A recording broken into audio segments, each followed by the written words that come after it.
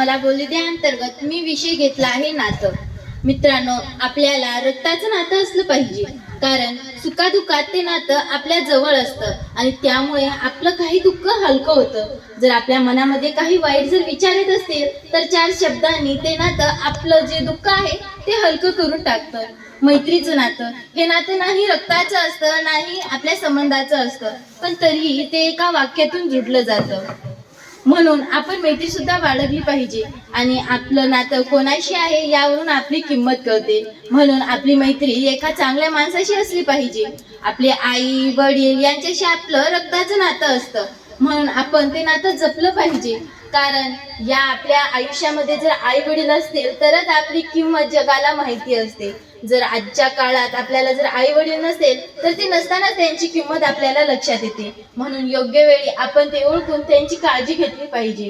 नातं हे फार सुंदर असतं आणि ज्याला वेगवेगळे नाते असतात ते फार प्रेमळ असतात. आपल्याला नाना म्हणजे आजी आजोबा काका काकू मावशी मामा ह्या सगळ्यांचं नातं असलं पाहिजे.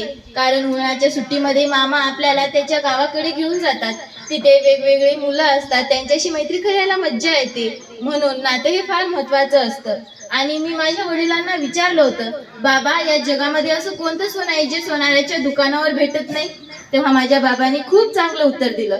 ते म्हणाले, या जगामध्ये असं एकच जे सोनं आहे जे सोनाराच्या दुकानावर भेटत नाही ते आपल्या घरी असतं, ते म्हणजे एक चांगलं प्रफुल्लित नातं.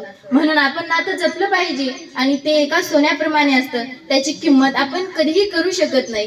काही माणसं म्हणतात की दूरचे नाते आपले जवळचे असतात आणि जवळचे नाते दूरचे असतात, पण तसं नसतं. आपल्या संकटाच्या वेळी आपले जवळचे नाते तेच आपल्या मदतीला येतात. आपल्या कुटुंबामधले नाते हे आपल्याला फार समृद्ध करून टाकतात. संस्काराची सुरुवात ही आपल्या घरापासूनच होते, म्हणून आपण ते नातं जपून ठेवलं पाहिजे. भावा बहिणीचं नातं हे सुद्धा फार सुंदर असतं.